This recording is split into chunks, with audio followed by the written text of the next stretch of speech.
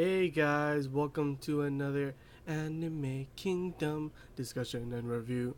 This one is on episode 8 of Sword Art Online 2. And the episode starts off with Kirito thinking about Death Gun and looking on the list of the competitors, in BOB, and notices he isn't listed as Death Gun. And I'm thinking to myself, no, really? Why would he list himself as Death Gun? Because then everyone would know, about what happened, and they wouldn't have sent you in there to look for him. Or, they didn't need him. Or, I guess they would still, because they need someone that's good. But still, you know what I mean. So, after that, he goes to Sinon and keeps trying to call her, get her attention. It's really funny. Because at first he's like, Sinon? Sinon-san? And then he's Sinane-san, and it's just like, what the hell? And she's trying to ignore him the whole time until she finally answers him.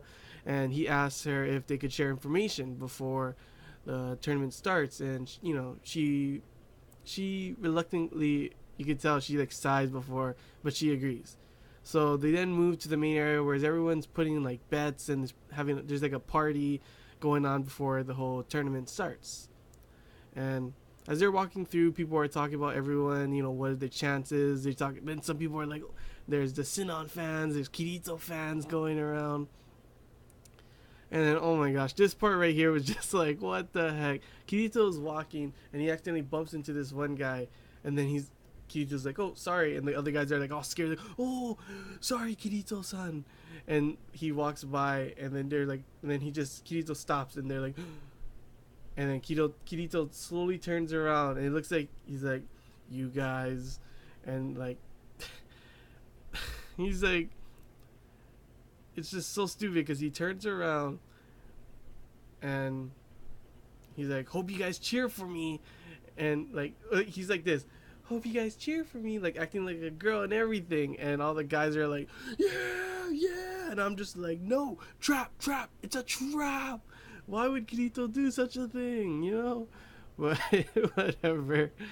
Oh man. After that, Kirito and Sinon, they talk about the layout of the tournament pretty much. And it turns out the main map for it is 10 kilometers in diameter. Sorry guys. Really big, and there's different zones, mountains, urban areas, etc. So not, everyone can find their spot where they're better suited. And the starting locations for everyone are completely random, but everyone is at least 1,000 meters away from each other, so it's not like you're gonna be like super far from like everyone else. And like Kirito is wondering like, oh, how do you find people, right? What if you can't find anyone?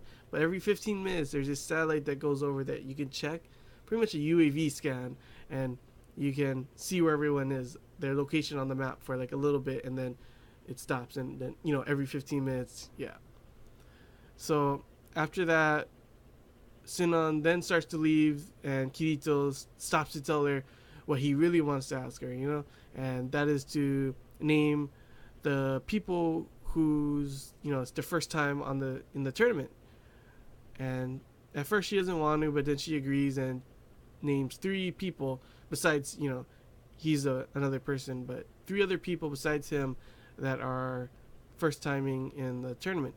And he sees the names, and he's like, okay, one of those people, obviously one of them are Death Gun because they never been in it before. Well, it's possible he could have been in it before, and he just changed, then he started doing the Death Gun thing. But yeah, I could see what Kirito's going for. So 3 of those people, one of them is probably the guy that's Death Gun. She then starts to get mad. Is like, why do she wants to know why Kirito's, she wants that information. And then Kirito is reluctant, of course, at first, but then he tells her, the person, she figures out, is that person the reason, he tells them that the person who tried to kill him, one of the people tried to kill him, and he tried to kill that person too, which is of course Death Gun. And they had that moment, and she realizes that it's one of the person that made him act the way he was in the qualifiers. Sinon then begins to understand, and she feels the same way, like she had a similar incident, and she wants to tell him too about herself and stuff, but she stops herself, of course, like, no, no.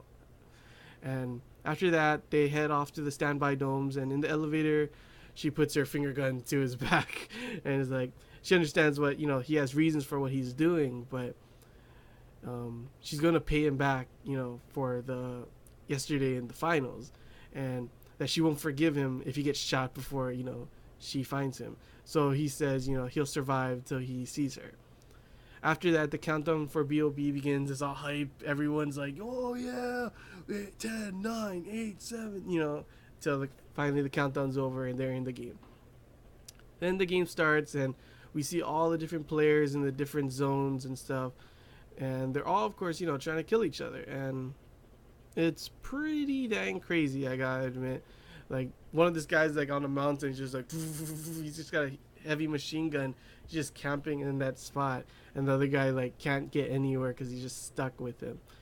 And then we get a cool snipe from Sinan. She's, like, aiming at this one guy. She shoots and hits the guy's grenade on his belt, and he blows up. I'm just like, damn, that sucks. And really nice aim by Sinan, of course. Then it is 15 minutes in, and she checks the scan to see where everyone is. And she sees, like, the one guy that's camping on the spot. There's 4 people there near her. One guy that's camping on the spot, the mountain with the heavy machine gun aiming at that one guy. And then Dine, that we saw from before, being chased by Pale Rider. So she decides to go for them since it's, easier than going for the guy that's camping on a mountain with a heavy machine gun in an area that's hard to get him. So after that, what's it called? Dine is being chased by Pale Rider, and he runs like away from him out of the forest till he finds this bridge. He runs to the end of the bridge and lays down and prone to camp and wait for the guy to come out, because there's only one way for him to come, right across the bridge, and he can just shoot at him. So, but the problem with that is he didn't, like, Sinan's like, you should, next time you should check your 6, and she's about to snipe him because she's right behind him. All of a sudden, Kirito comes out of nowhere and, like, pins her to the ground, tells her, he wants her to wait because he wants to see the fight, and he promises, he'll go away. And she's like, oh, well, what if I shoot you in the back? He's like, that's your choice. But he wants to see, how this plays out, because he's thinking one of them could be Death Gun. Well, not one of them, not Dying, but Pale Rider could be Death Gun. So after that, she finally, she's like, okay, she agrees. And after that, we see Pale Rider walking on the bridge, right? And he's just walking slowly towards him, and Dying's thinking, what an idiot. Starts shooting at him. And it turns out the guy's, he has like lightweight. He doesn't have a lot of stuff hindering him, and he's really fast. And his acrobatics are really high. So he's just jumping around, flipping all over the place, till finally he runs up to the guy and just like shoots him several times and kills him. And it's pretty damn badass, to be honest. And so after that, Sinan's like, I'm gonna shoot him then. And Kicho's like, yeah, okay, because obviously it's not him. And right when she's about to shoot him, all of a sudden, silent, he goes down. And they're like, what happened? What could have happened? And Sinan says that it's not possible for someone else to be there because she checked the scans before. And then actually she realizes, like, wait, how the heck did you get behind, over here? And Kirito says that he was swimming underwater, so that I guess the scan didn't catch him since he was underwater. And she's like, how did you do that? And he took off all his armor, all his gear and stuff, and he was pretty much swimming naked underwater. And that's why the scan couldn't, get him, which is actually pretty dang smart. I don't know if he knew that or he was just like guessing that would happen, but really nice. And then they notice that he is actually hit by a stun dart, and they're like, what happened? And all of a sudden they see Death Gun hiding in the corner, and they're like, oh, what the heck, where was he there the whole time? Where was he? He slowly starts to walk up to Pale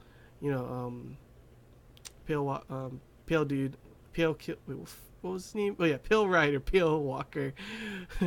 And he slowly starts to walk at him, and then he takes out his pistol, and they're like, huh? Sinnoh's like, why is he gonna take out he's gonna shoot him with his pistol instead? And then Kizo realizes, oh gosh, that's Death Gun, he's gonna kill the guy. And he's like, Sinon, shoot him.